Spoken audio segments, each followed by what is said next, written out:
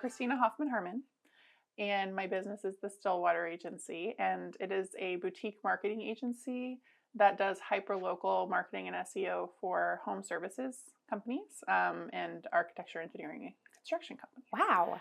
More on the luxury side of things. Okay, wonderful. And I would like to ask, can you share the journey that led you to establishing the Stillwater Agency? Oh yeah, that's a good one. So where do I begin? So I majored in philosophy and religion, which is a far cry from what I'm doing now. I guess depending on who you ask. If you want to get meta about it, it's the same thing.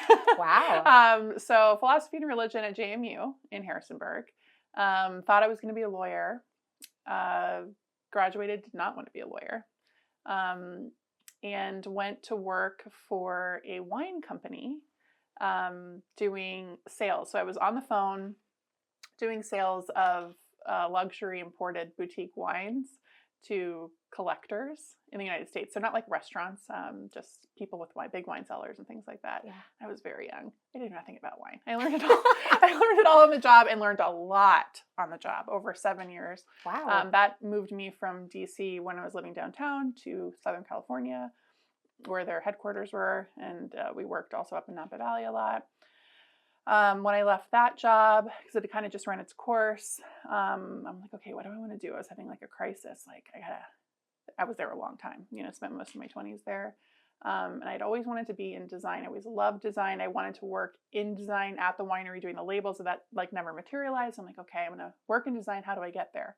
I don't want to go to design school for 4 years and spend $100,000 and then like maybe it works out, maybe it doesn't. Like, what am I doing? Okay, so I had sales experience and the desire to work in design. And so I was like, okay, let me see if there's like a sales job in design here, maybe up in LA or something like that. There was a textile designer from Brooklyn that had moved to San Diego for family reasons, which was lucky for me because it was like a very well-established New York City designer that needed a salesperson, and they were in San Diego, which there's no like luxury designers in San Diego. That's all LA. So I was lucky to have found that studio and went to work for her doing sales and learned a lot about physical material design and surface design and textile design. And while I was working there, and got to go to a bunch of cool trade shows in New York City and High Point, North Carolina, which if you don't know that, it's kind of a design hub, weirdly, very cool place. Left there, decided I wanted to have my own design studio and established that in a neighborhood called Mission Hills in San Diego.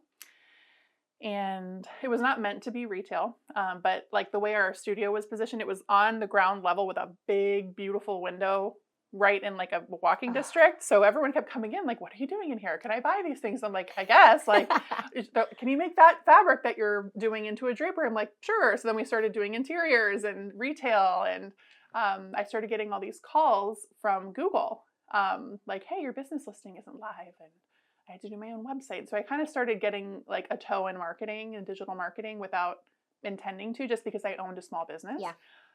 So then that small business moved to Virginia with my husband's work, and all my family is here in Virginia. And we were invited to show our own collection at High Point Market, which is kind of a big deal. So we had to like amp up all the branding and all the marketing and really do it. So we did it. I tried to be very noble and have everything made in the USA, including our zippers, which are made in LA, but not sustainable cost-wise at the time. I would love to figure that out one day, but not sustainable cost-wise. So I was like, okay, this is not going to work.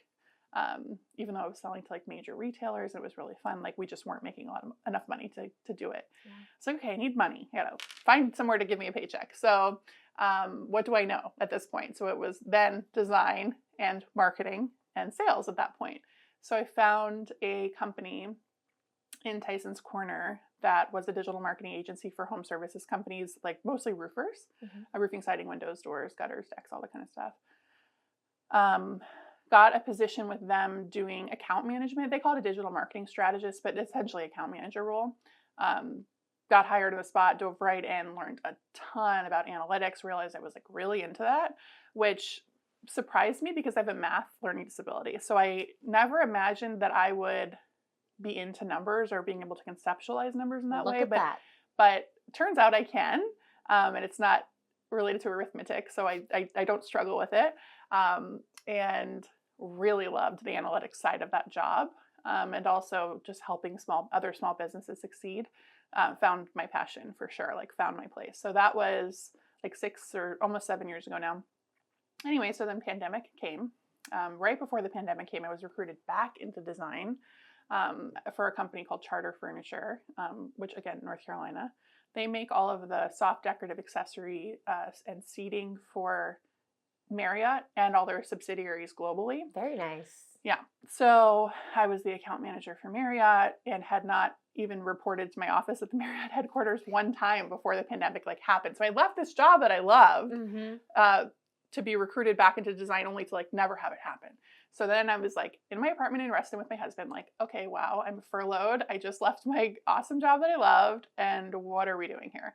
And then clients started calling, people from the agency that, you know, of course I couldn't solicit them, but they were like reaching out, like, where did you go? Like, you know, help. I'm like, this isn't going well. You know, when you leave and you have an account manager that you're used to and that really knows your business and really does care. And also for me, having that small business experience as an owner myself, I think people really appreciate that because you're very careful with their money because you know how hard it is to make that money versus somebody that's just like spit out of college and becomes an account manager. Like they don't really get it. Like, so anyway, so the clients started calling and I took a couple of them on part-time and then they started giving me referrals and it really blossomed from there. So at first it was just like at the agency that I worked for, all roofing contractors and home services companies like that. And then we started getting more remodeling through referral. And then over the last, you know, almost 6 years now, that has become luxury design build residential remodeling firms.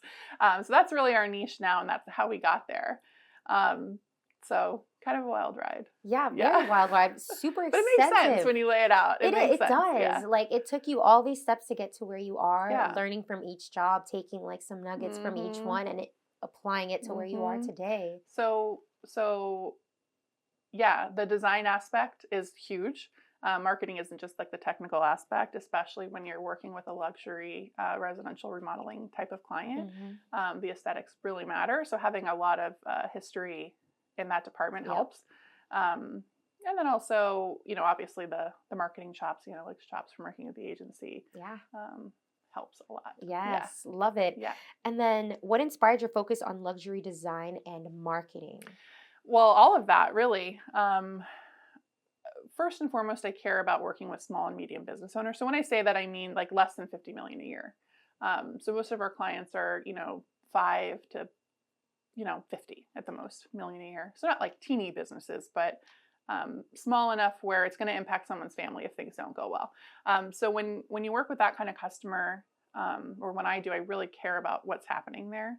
And I get to help people in a way that they can't really help themselves.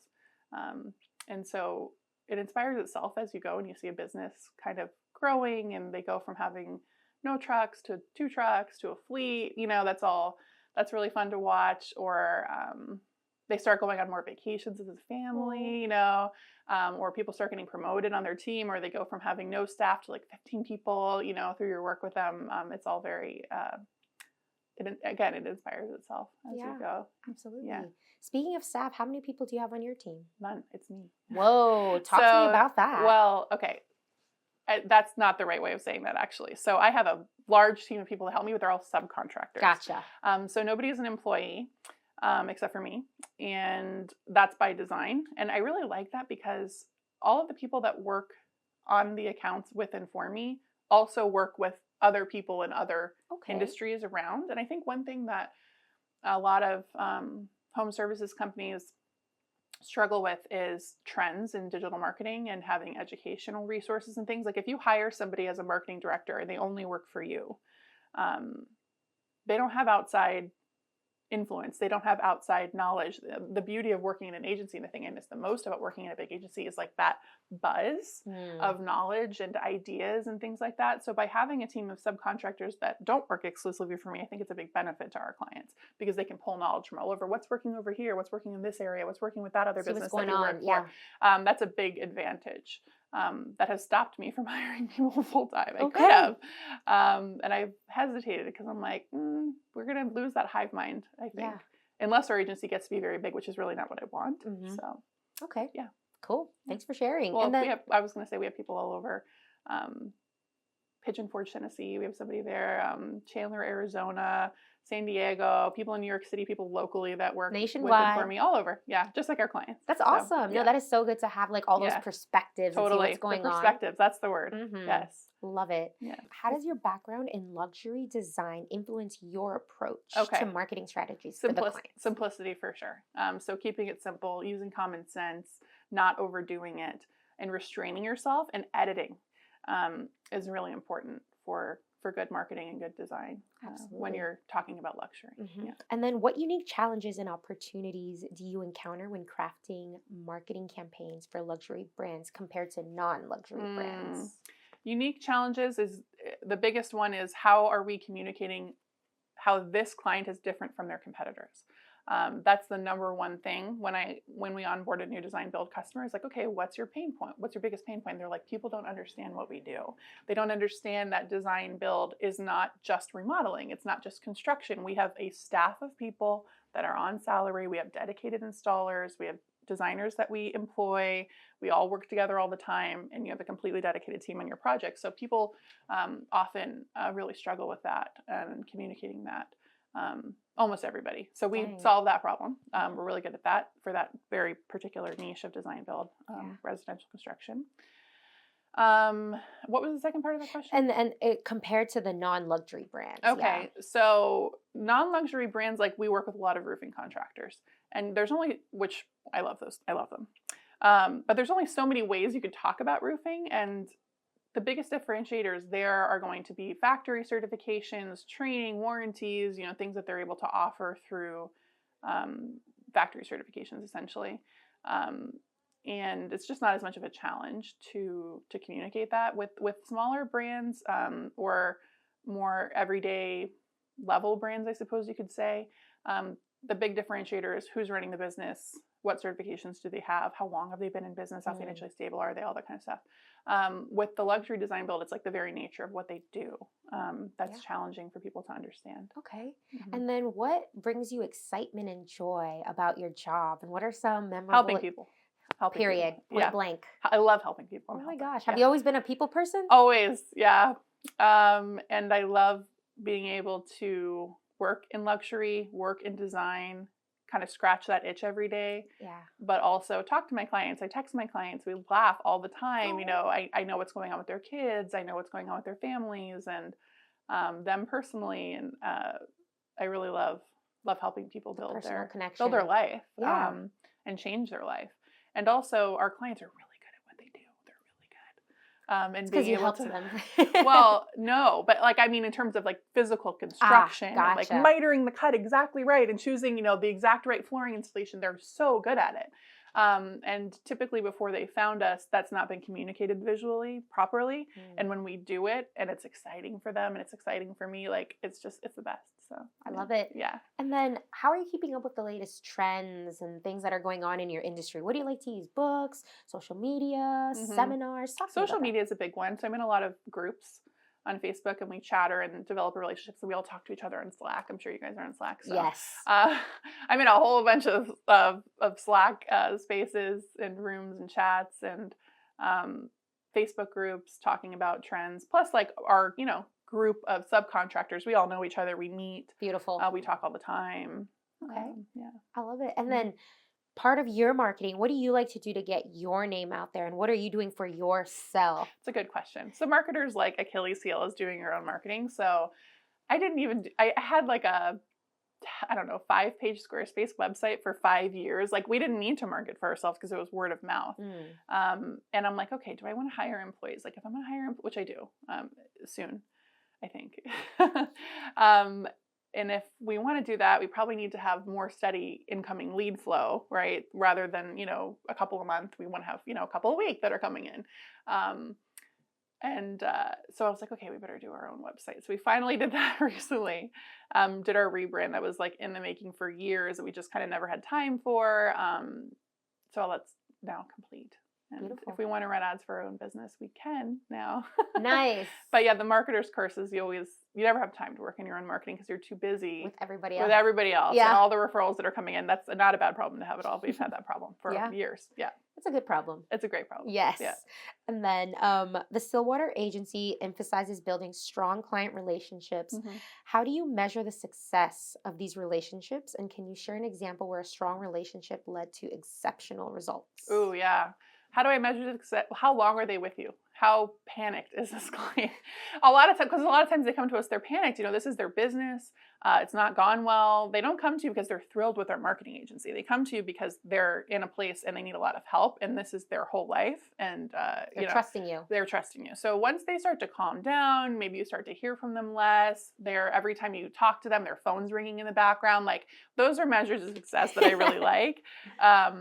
Or when there starts to be time for things like clients doing things like what I'm doing here with you today, like they start to do those types of things. They start to get press. They become a little less worried, or actually significantly less worried, I should say, about the state of their business and lead flow. And they start saying, what else can you do for me? They go from worrying about every dollar they're spending to like, how much can I give you and what can you do with it? Yeah. That's always a good conversation. Yeah, very, very good conversation. Yeah. Our churn rates are low, very, very low. So I think in really any type of client relationship management, like, you're kind of lucky to have them a couple years. Our clients have been with us the entire time we've been in business. Wow. Almost all of them. What would you say is the secret to that? Caring, like really caring about your clients. And I think the history that I have with owning my own small business and being that a very caring person who's very concerned about other people, just, you can't train that. That's kind of just how you are. Yep. So they can feel that. And they know. And it shows through too, the way you talk about it and the way you always care. And you say you text them and you guys go out. Like, that's hello. Actually, I'm meeting a client this weekend. Her daughter plays for softball for West Point, which is really cool. And she's having a game locally. So I'm like, okay, I'm going to come up there. We're going to have dinner. But she's from Florida. So being able to meet her and that being able to connect in that way is incredible. Not a lot of people have that, I guess, personality or that care. Like you said, you can't train the care. It has to come from within, right? It's real. Yeah. I can feel it. Yeah. I really do like that about you. Thank you. I want to ask, where do you see yourself in the next 5 years as a person and with your business? Okay. So I have a toddler who's my world. He's 2. He'll be 3 in May. So I will be his mom, obviously. And we're here local and own home locally that we love. And I kind of see myself getting into gardening. I think people are often surprised at how much I care about like homemaking and cooking. And like, I'm very into all that stuff, even though I own a business and I'm, doing that whole thing. Girl bossing it. Right. I was going to say that. I'm like, I don't want to say that. Yeah. Oh, I said it. Girl boss. Yeah. Boss period. Right. There we go. What's that? Growth incubator. That's an Instagram. If you don't know about that one, look at her. She's hilarious. I love that Instagram account. Shout out, by the way. Yeah. Big fan. But yeah, so being his mother, having our home, being a good wife and mother, growing the business. I would like to have employees, but I'm going to have to hire quite a lot of them to maintain the hive mind thing that really benefits our clients. So within the next 5 years, that should be a thing. Having a physical office, doing more work with you guys, referring clients to you guys for your headshot services, all of that stuff. We'll be sure to your social media services, amazing. The video stuff that you guys do, I would like to do more of that. Traveling a lot more now that my son's older. We just got back from the Dominican. We had a great family trip. That was our first international trip as a family. Oh my goodness. We've done some, domestic travel, but international travel as a family. We have friends all over that we want to visit, and he's old enough now, so doing a lot more of that. How did you like it going out of the States? And it was great. I mean, it was only a 3.5-hour flight, so I'm more worried about 10-hour flights. That'll be coming up here soon. When we're going to go visit some friends in France and maybe do an Italian thing. Oh, you're busy. I hope. I loved it though. It was great. Gabriel, my son, his name is Gabriel. He had the time of his life splashing around. Shout out Gabriel. We love you, buddy. He's a good kid. Yeah, sweet. And then I want to ask, how do you balance that as a mom and as a business owner? Do you set boundaries for yourself? Oh yeah.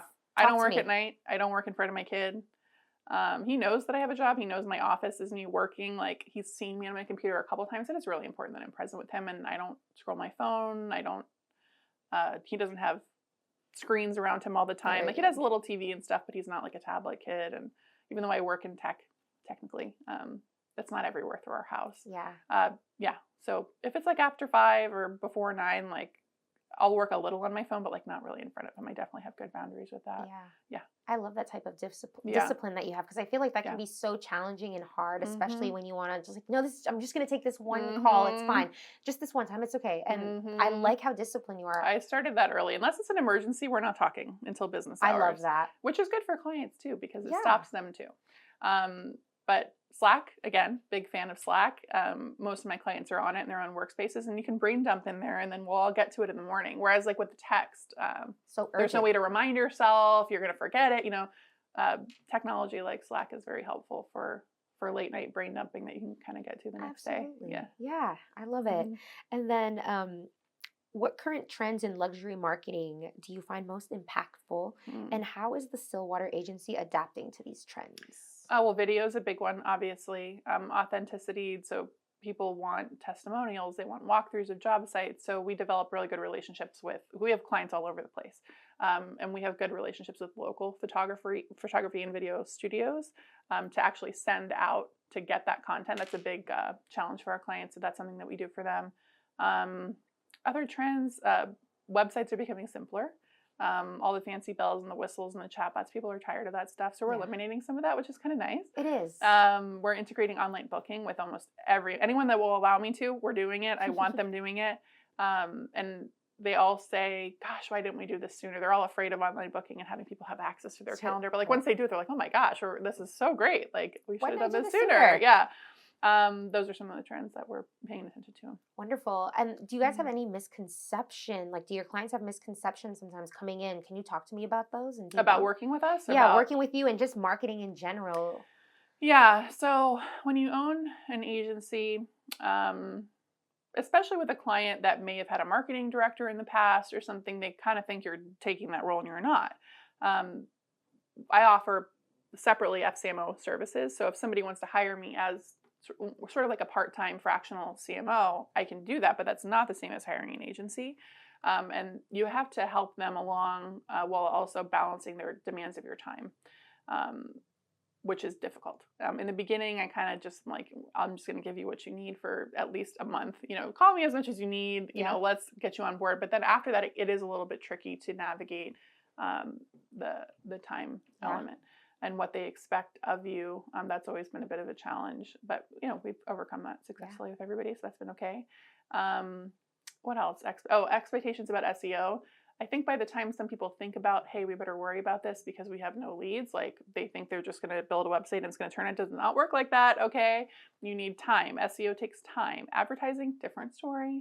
But even with advertising, if you haven't done the branding work and your community isn't aware of your brand and they don't recognize it, that's not going to work either. You can't just turn it on, especially if you have like a review problem, like you have bad reviews or you have no reviews, you can't just flick it on and have it work. You have to think about this stuff in advance. That being said, if you're in a crisis, call me. I'll help you. Please. But I think that's a misconception is like, well, we built the website. Where are the leads? Yeah. Well, it takes time. Google has to index in other search engines. Google's king. We all know that. Google has to index your site, rank it, understand it against your competitors, all of those. And then we have to tweak it as we go through our learnings about what you're ranking for. And people say they understand that, but when it comes down to it, I think you have to experience it for them to really understand what you mean. Yeah. That's right. And you touched on something here that I'm curious about just myself, maybe a little bit off topic or a weird question. Okay. But have you ever helped a company maybe that has like bad reviews and they're trying to turn that around? What is that process like? Reputation management. Yeah. Is what that's called. Luckily, our clients don't often have reputation management issues because of the level of client we work with. If you're not doing a good business, you're not going to get in the many tens of millions of dollars in revenue range. You just don't. So we don't deal with that a lot. But when we do, we have processes in place for flagging those reviews, trying to get them removed if they are invalid. And that's a tough conversation to have with a client because sometimes they get reviews that are clearly not real, right? It's just a competitor hiring somebody to trash them or some angry, like I had a customer, I have a customer who installed a window for somebody, like just for free as part of like a bigger renovation project, and then like a lawnmower threw a rock and it broke the window, and then they wouldn't replace it for free, so the customer gave them a bad review. Oh, like people yeah. can be ridiculous. That is crazy. One thing on the topic of reviews that is pertinent is the FTC ruling less than a year ago ruled fake reviews to be illegal. So it's not just frowned upon, it's illegal with the hefty fines. I did not know that. Most people don't know that. Just yesterday I was at my kid's school, and they had his daycare rather, and they had a sign like, hey, give us a 5-star review and here's a QR code. Like, that's illegal. Like, you can't ask for 5-star reviews, you can't suppress negative reviews,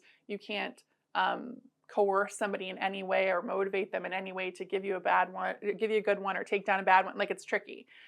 So when people come to us and they have a reputation management problem, we have a system in place, but there's a lot of regulations that you have to think about that even agencies aren't aware of. Gotta be careful. This is great insight right here. And like, I was not aware of that, and I didn't even know that was a thing that people were like, oh, let's go give them a bad review. Oh, yeah. I swear, I did not know that was a thing. Oh, not only do they flood their own profile with hundreds of fake 5-star reviews, but they'll give competitors 1-star or 2-star. And then Google's rating system is weighted. People don't understand that either oftentimes. So that's one thing we're doing that's interesting. We're building this tool. It should be out just a few weeks on our website where you can simulate your Google reviews. So if you get a 5-star review and a 1-star review, those don't balance each other out. The 1-star review has significantly more weight. So like if I have a Google business profile and I have 40 reviews and a 4.6 star, which in my view is low, you need 4.8 or higher. Okay, that should be your goal. That's just how people perceive it. If you have less than that, they just think that you're not doing a good business. And if you have 5 stars, they don't think you're real. So that's not a goal either. 4.7, 4.8, 4.9, that's good. But anyway, so if I have that many reviews and I get one 1-star review and I plummet to a 4.3, I think, oh, let me just get a 5-star, it'll balance it out. No, you need like 50 5-star reviews to counteract the one. People don't know that. So reputation management, obviously, is a topic I could go on about for some time. No, this is great. Yeah. I'm glad I asked. Yeah, good question. Yeah. Oh my goodness. Yeah. And then as a leader, how do you foster creativity and innovation within your, I don't want to say team. Team is fine. Yeah, we're a team. Yeah, to ensure they deliver exceptional results for clients. You don't micromanage them. You can't do the creative work for a creative person. You just have to make them comfortable, give them money, let them take their time, work at night if you want to, work in the middle of the night and early in the morning, I don't care. Just get it done. Get it done in your way, which is another beauty of having subcontractors. Like legally, you can't tell them how to do their job or on what tools. You just kind of pay them and let them, and that works really well for creative people. You can't rush it.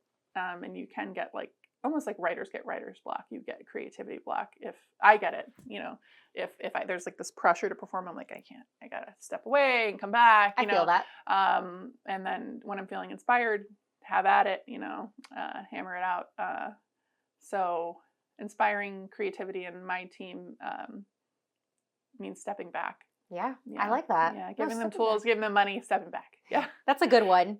Yeah. And then what are your aspirations for the Stillwater Agency for the future? Any new services or anything in the works?